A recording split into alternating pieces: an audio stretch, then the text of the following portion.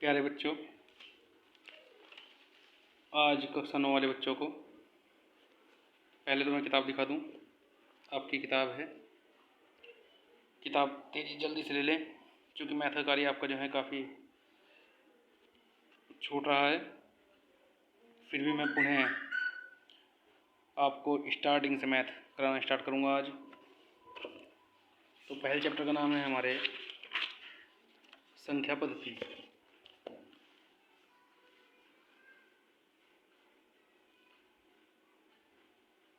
Chapter number 1, संख्या पद्धति।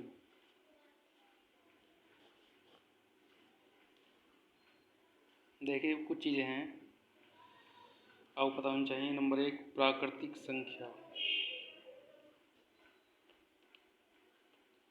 क्या है।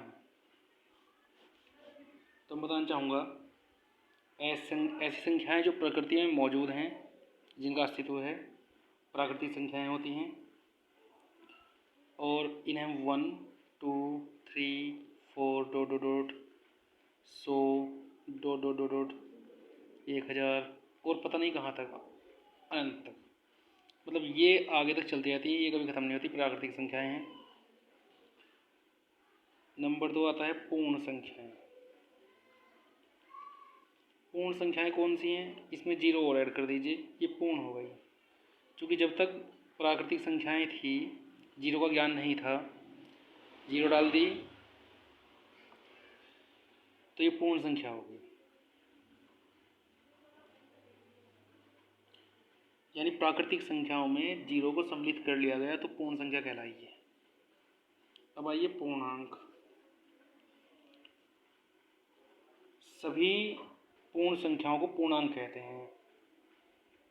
ये दो प्रकार के होते हैं, एक तो शून्य से छोटे, एक शून्य से बड़े। यानी एक लाइन खींच लीजिए, ये जीरो, इधर 1, 2, 3, 4, 5 डॉट डॉट डॉट, ऐसे ही इधर -1, -2, -3, -4, -5, -6, ऐसे इधर को। यानी जीरो से जब दाईं ओर चलते हैं तो बड़ी संख्याएं आती हैं, जीरो से जब बाईं ओर चलते हैं तो छोटी संख्याएं आती हैं। इन्हें पूर्णांक कहते हैं।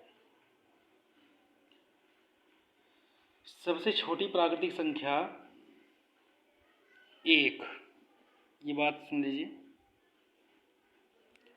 सबसे छोटी प्राकृतिक संख्या जो होती है वो 1 है। देख रहे होंगे आप, 1 है। और सबसे छोटी पूर्ण संख्या, एक बात दूसरी, सबसे छोटी पूर्ण संख्या आप देख रहे होंगे, ये पूर्ण संख्या है 0। अब प्रत्येक प्राकृतिक संख्या 1, 2, 3, 4 पूर्ण संख्या होती है। क्या प्रत्येक पूर्ण संख्या प्राकृतिक संख्या होती है? तो देखिए, हम देखते हैं 1, 2, 3, 4 तो प्राकृतिक में है, 0 इसमें है नहीं है। तो हम कह सकते हैं नंबर 3 बार कि प्रत्येक प्राकृतिक संख्या एक पूर्ण संख्या होती है। अब जबकि प्रत्येक पूर्ण संख्या प्राकृतिक संख्या नहीं होती, ये बात ध्यान रखनी है। नंबर 4, शून्य एक ऐसी पूर्ण संख्या जो प्राकृतिक नहीं है। अच्छा, एक बात और। अब आइए पूर्णांकों में। पूर्णांकों में प्राकृतिक संख्या भी हैं, पूर्ण संख्याएं भी हैं और निगेटिव वाली भी हैं। ये निगेटिव हैं, ये पॉजिटिव हैं। तो बताइए, अब 0 जो है कैसी संख्या है? 0 से इधर पॉजिटिव और इधर निगेटिव, तो 0 कैसी हुई? तो 0 बार हम लिखेंगे 0 न तो धन पूर्णांक है और न ही ऋण पूर्णांक है। ठीक है, अब इसके बाद बात आती है, ये केवल जो एक बताने वाली बात थी। नंबर 4, परिमेय संख्या। परिमेय संख्या क्या होती है? परिमेय संख्या वे सभी संख्याएं, यानी कह सकते हैं कि पूर्ण संख्याओं को या वे सभी संख्याएं p बटे q के रूप में व्यक्त किया जा सकता है। वे सभी संख्याएं जिन्हें p बटे q के रूप में व्यक्त कर सकते हैं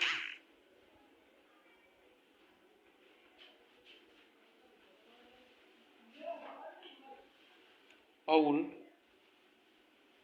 जहाँ, देखिए p बटे q कहाँ से आई? ये पूर्णांक से आई, जहाँ p व q पूर्णांक है, जबकि q जो है वो 0 के बराबर नहीं होता। ठीक है, देखिए वे सभी संख्या p बटे q के रूप में, कौन सी? पूर्ण संख्याएं या कोई सी भी संख्या, माइनस वाली प्लस वाली कोई सी भी, वे सभी संख्या p बटे q के रूप में, यानी 2 बटे 3, 4 बटे 5, 6 बटे 7, कुछ भी, बस नीचे वाला जो है वो 0 नहीं होगा, ऊपर वाला 0 हो सकता है, इसमें कोई ऐसी बात नहीं है। अब आइएगा, वे सभी संख्या जिन्हें व्यक्त कर सकते हैं जहाँ, जबकि इतना, इस ब्रैकेट में कर लीजिए, परिमेय संख्याएं हैं। अब एग्जाम्पल इसका, जैसे कहो 1 बटे 2 ही है, या -3 बटे 4 है, या 4 बटे -3 है, ये सभी हैं। ये धनात्मक है, धनात्मक परिमेय संख्या है, ऋणात्मक परिमेय संख्या, ये भी ऋणात्मक परिमेय संख्या। अब बात करते हैं दो परिमेय संख्याओं के मध्य की परिमेय संख्या ज्ञात करना। देखिए, माना, पहले हेडिंग लिख दूँ मैं, दो संख्याओं के मध्य परिमेय संख्या ज्ञात करना। देखिए, एक चीज़ तो होती है बिल्कुल मध्य में। अब सपोज कीजिए ये आपका मकान है, ये ए का मकान है, ये बी का मकान है, इसके बिल्कुल बीचों बीच जो है वो सी का मकान है, तो ये हो गया बीच वाला। ये ए का मकान है, ये बी का मकान है, इसके बीच में भी कुछ मकान हैं, ये एक्स का, ये वाई का, ये जेड का, ये पी का, किसी का मकान हो सकता है, ये बीच वाले कहे जाते हैं। यानी अगर मैं कहूँ ए और बी से मिलूँ तो मैं पूछता हूँ कि आपके बीच में कितने मकान हैं, तो वो कहेंगे कि 4 मकान हैं, या 5 मकान हैं, या 6 मकान हैं। तो बीच का मतलब जो है बिल्कुल बीचों बीच भी होता है, और बीच का मतलब जो है जब बीच में आने वाले, जैसे मान लीजिए 1 से 100 के बीच में अगर मैं बात करूँ तो 1 से 100 के बीच में 2 से लगा के 99 तक के अंक आते हैं, है ना।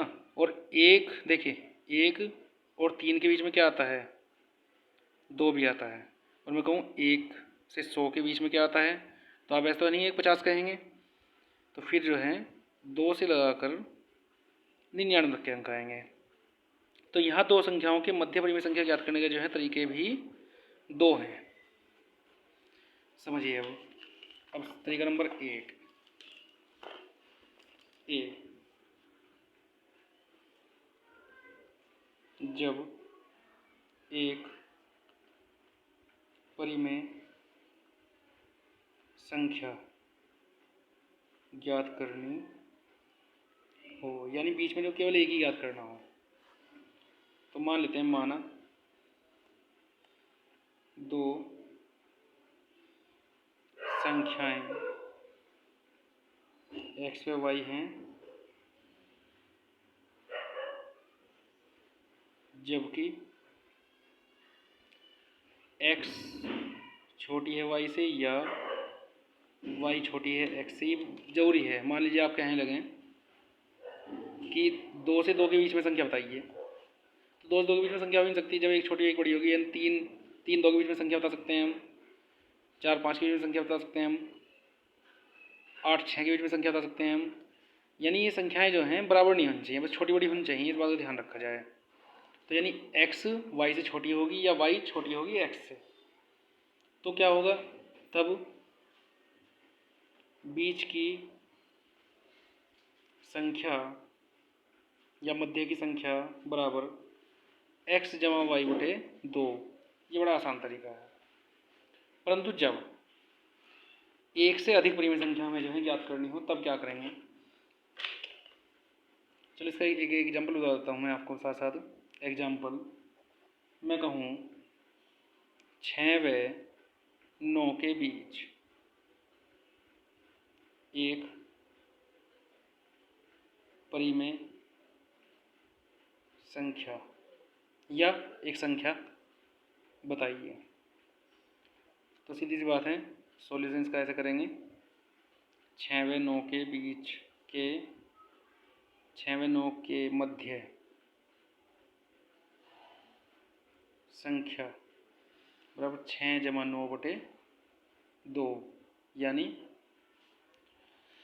9 और 6 15 बटे 2। ये इसका आंसर आ गया। अब मान लीजिए मैं एग्जांपल देता हूँ आपको।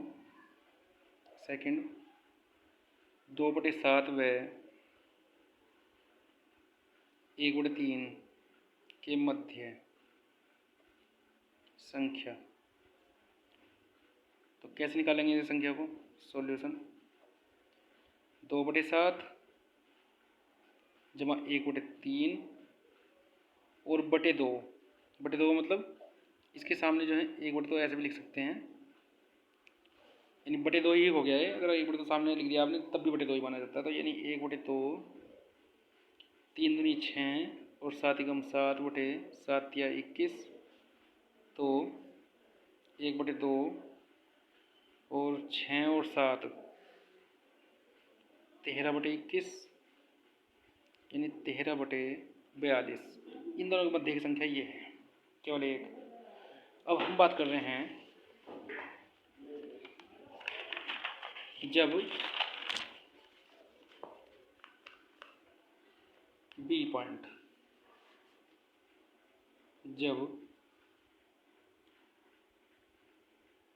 एक से अधिक परिमेय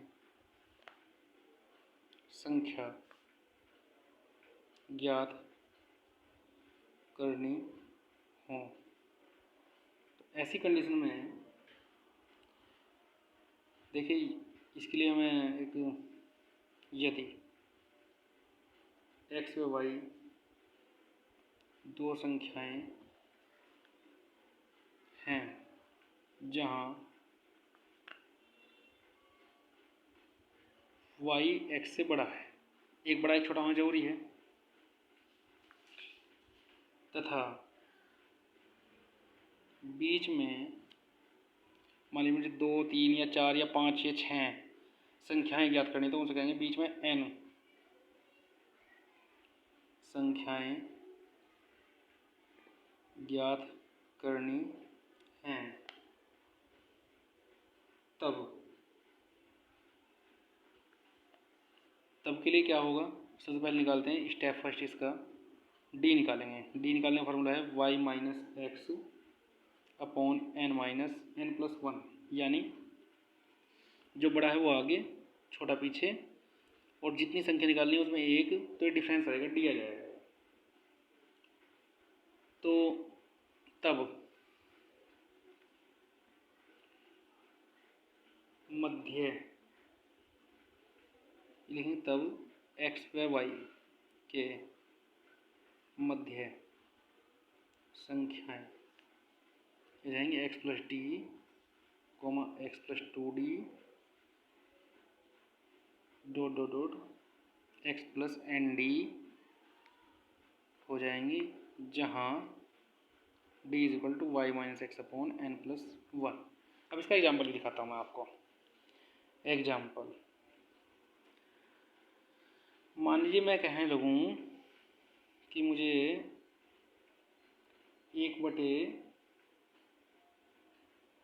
2/5 व 3/4 के बीच एक संख्या निकालनी है, तो इन दोनों जोड़ के आधा कर लेंगे। अगर निकालनी है मुझे पाँच संख्याएं निकालिए, तब के लिए हम क्या करेंगे, देखिए सबसे पहले x और y छांटते हैं। x कौन सा है, y कौन सा है, तो इसमें हमें पता होना चाहिए कि बड़ा कौन सा है, छोटा कौन सा है। तो आप जो हैं रफली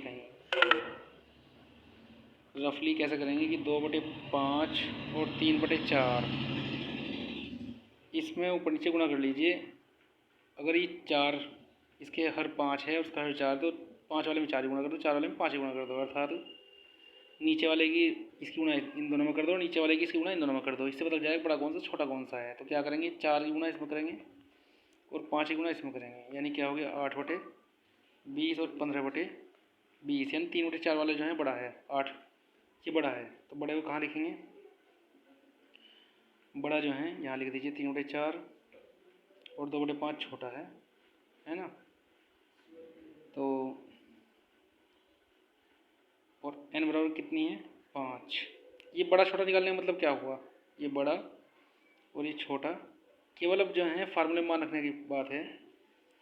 तब d बराबर y minus x upon n plus 1, बड़े वाले उसमें से घटेगा 3/4 रखेंगे, माइनस 2/5 करेंगे और बटे 5 + 1, यानी पहले ऊपर वाले कर लीजिए, 5 × 15, 4 दूनी 8, बटे 5 × 20 और बटे 6, यानी 15 में से 8 गए, 7/20 बटे 6, तो 7/20 गुणा 6। सभी बच्चे ध्यान देंगे, बराबर निशान हमेशा बटे के सामने लाते हैं, है ना, ये ध्यान देने वाली बात है। ये ऐसे लगाएंगे, ये भी गलत है, यहाँ लगाएंगे ऐसे, है ना, और सभी निशान जो है एक सीध में रखते हैं।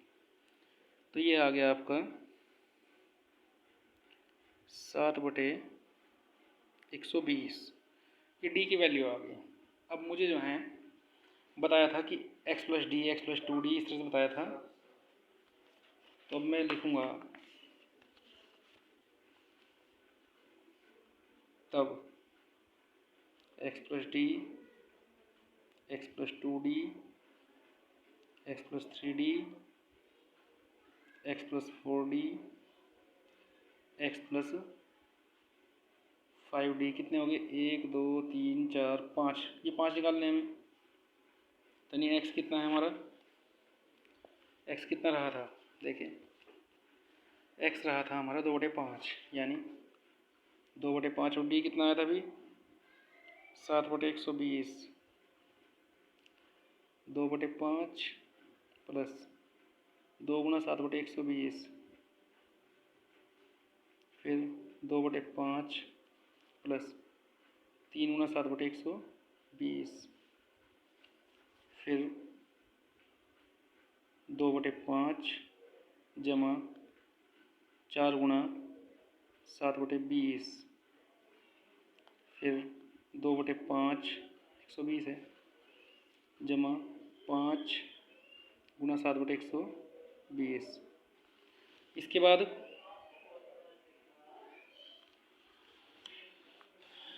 देखिए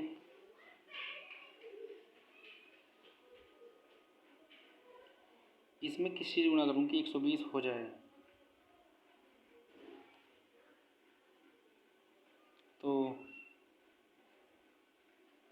10 और 5 चौक 20, 24 और 24 की गुणा करेंगे और 7/120। इससे क्या फ़ायदा होगा पहले इसे देख लीजिए। 24 दूनी 48/120 प्लस 7/120 यानी ये हो गया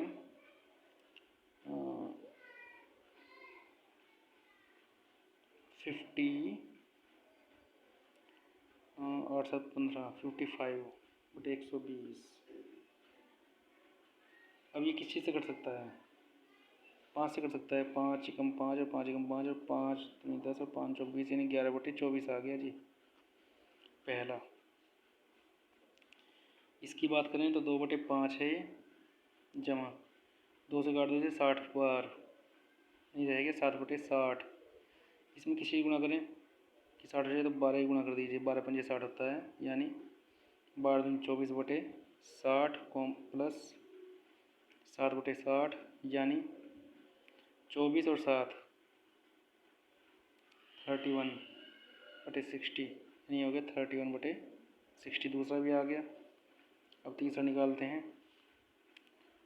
2/5 3 से कितने में कटेगा? 3 चौक 40 यानी 7/40।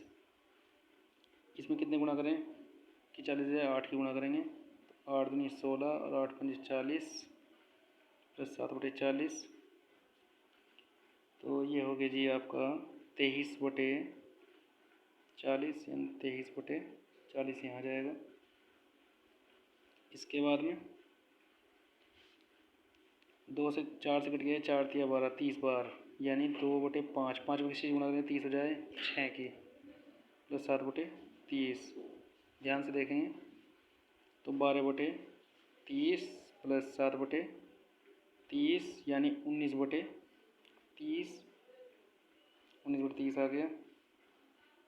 इसके बाद 5 से कितनी बार कटेगा? ये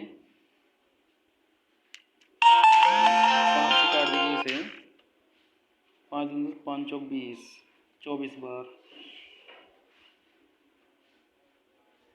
ये गलत काट दिया हमने क्योंकि 24 5 के बारे में 24 आता ही नहीं। चलो कोई बात नहीं।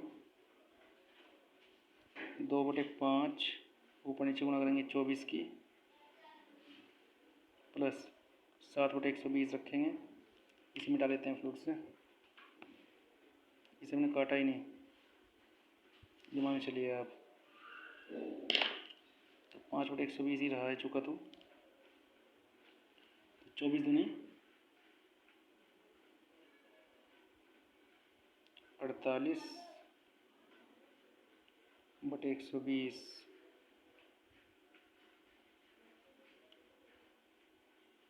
2/5 और यहाँ 5 की गुणा भी हो रही है, जमा 5 से 35/120 क्या हुआ 8 और 5 13 और 3 4 8 और 7 और 1 8 83/120 यानी 83/120 आ गया। यानी वे संख्याएं हैं जो बीच में हैं। इस प्रकार से जो है हम सवाल करेंगे। ये आपका एग्जाम्पल भी है, एक सवाल भी है। अब मैं आपके सामने प्रश्नावली 1.1 लेकर आ रहा हूँ। देखिए ये प्रश्नावली 1.1 है, आपकी किताब ले लेंगे तो आपको समझ में आ जाएगा।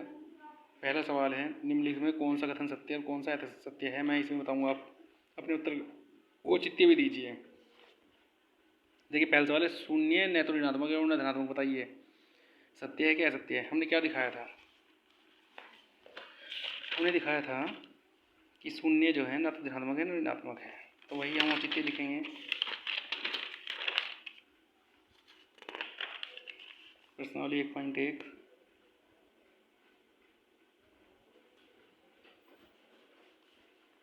पहला सवाल का फर्स्ट, देखिए लाइन खींच देंगे 0 इधर 1 2 3 प्लस के -1 -2 -3 ऐसे हो जाएगा। तो लिख देंगे स्पष्ट है कि 0 न तो ऋणात्मक है और न ही धनात्मक है। नंबर सेकंड, प्रत्येक पूर्ण संख्या एक प्राकृतिक संख्या है। देखिए पूर्ण संख्या, प्रत्येक पूर्ण संख्या एक प्राकृतिक संख्या है। क्या है, सही है बात? पूर्ण संख्या में जीरो भी है, तो ये असत्य हो गया, ये हुआ असत्य। पूरा आप जो है पूरी टॉपिक पूरी लाइन लिखेंगे और पूरी लाइन लिखने के बाद में यहाँ लिखेंगे असत्य ऐसे, ठीक है, किताब से। नंबर थर्ड, किन्हीं दो परिमेय संख्याओं के बीच अनेक परिमेय संख्याएं होती हैं। देखिए किन्हीं दो परिमेय संख्याओं के बीच अनेक परिमेय संख्या होती है। दो परिमेय संख्या है, 2/5 और 3/4 अनेक परिमेय संख्या होती है। इससे भी ज़्यादा हो सकती है, 5 भी हो सकती है, 10 भी हो सकती है। फार्मूले के अंदर मान रखो, जितनी चाहो उतनी संख्या निकाल लीजिए। तो ये बात भी सत्य है, सत्य है। इसका इन लाइनों का मतलब है कि वो टॉपिक पूरा, वो लाइन पूरी लिखनी है जो किताब में छपी हुई है, उसके सामने असत्य और सत्य लिखना है। नंबर 2 सवाल, इसमें सत्य असत्य छांटना है। फर्स्ट सवाल है, प्रत्येक वास्तविक संख्या या तो अपरिमेय संख्या होती है या परिमेय संख्या होती है। सत्य बात है, ये भी सत्य है। नंबर सेकंड, चार एक वास्तविक संख्या है। 4 की संख्या वास्तविक है, ठीक बात है, परंतु अपरिमेय संख्या नहीं है। ये भी ठीक बात है, अपरिमेय संख्या नहीं है, चूँकि अंडर रूट वाली होती हैं अपरिमेय संख्या है, जिनका अंडर रूट नहीं निकलता। नंबर थर्ड, √7 एक अपरिमेय संख्या है। बात सही है, बिल्कुल अपरिमेय संख्या है, बात सही, परंतु वास्तविक संख्या नहीं है, परंतु वास्तविक संख्या नहीं है। देखिए जितनी भी संख्याएं होती हैं सब वास्तविक संख्या होती है, तो ये बात असत्य होगी, क्योंकि इसने यहाँ तक तो बात सत्य कही, परंतु इसके बाद जो है असत्य कही बात। सभी संख्याएं यूनिवर्सल जितनी भी है सब वास्तविक संख्याएं। इसके बाद सवाल नंबर 3 स्टार्ट होता है उस सत्य के बाद में। फर्स्ट, 4 और 5 के बीच की परिमेय संख्या, के बीच परिमेय संख्या क्या करेंगे, 1/2 लगाने के लिए बताया तुमने, और x + y यानी 1/2, 4 × 5 यानी 1/2 × 9, 9 × 9 यानी 9/2 हो गया। इसका सेकंड, थर्ड, फोर्थ और 5, फोर्थ सवाल आप अपने आप करेंगे, केवल फोर्थ ही करके दिखा रहा हूँ। इसका 0.75 व 1.2 के बीच परिमेय संख्या बराबर 1/2 0.75 + 1.2 यानी ये हो गया जी आपका 1/2 × 1.95 यानी 0. अगर 2 से भाग करूँ तो 2 9 × 18 और 2 7 × 14 और 2 5 × 10, ये बीच की परिमेय संख्याएं होगी। इस प्रकार से आपको निकालनी है। और देखिए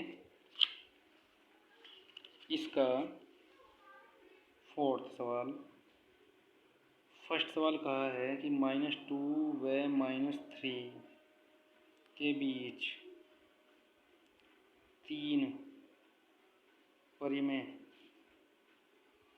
संख्या कैसे करेंगे इसे। इसमें x कौन सा है और y कौन सा, पहले देखिए मैंने आपको समझा कर दिखाई दी है कि यहाँ 0, यहाँ 1 2 3, यहाँ -1 -2 -3, यानी जब इधर से ऐसे चलते हैं तो ये संख्या बढ़ती हुई जाती हैं, इधर से घटती हुई जाती हैं ऐसे। तो अगर -2 है तो -2 और फिर -3 है तो -3 छोटा है, तो -3 कहाँ जाएगा, -3 यहाँ आएगा और -2 यहाँ आएगा। ये बड़ा है और ये छोटा है। n बराबर कितना हो गया, 3 निकालनी है तो 3 हो गया। तो d बराबर क्या है, y - x/n + 1 यानी y कितना है -2 माइनस 3 अपॉन n3 प्लस 1, यानी -2 प्लस 3 अपॉन 4। इसका मतलब क्या हो गया? इसका मतलब हुआ कि 1/4। अब 3 परिमेय संख्या निकालनी है, अतः 3 परिमेय संख्या x plus D, x plus 2d और x प्लस 3d। इसका मतलब x कितना है? x हमारा -3 है, प्लस d कितना है? 1/4 है, फिर -3 प्लस 2 इंटू डी कितना है? 1/4 है, फिर -3 इंटू डी कितना है? 1/4 है। तो ये हो गए 4 तिया 12, 12 माइनस के 12 प्लस 1/4 कोमा -3 जमा 2/4, यानी 2 एकम 2, 2 दूनी 4, -3 प्लस 3/4, यानी माइनस के 11/4 कोमा 2 तिया 6, माइनस के 6 प्लस 1/2 और 4 तिया 12, माइनस के 12 प्लस 3/4, यानी माइनस के 11/4, माइनस के 5/2 और माइनस के 9/4। ये इसका आंसर हो गया। इसके सेकंड से लगाकर 6 तक के सवाल ये आपको स्वयं करने हैं, डू योर सेल्फ। और इसका 5वां सवाल, संख्या रेखा पर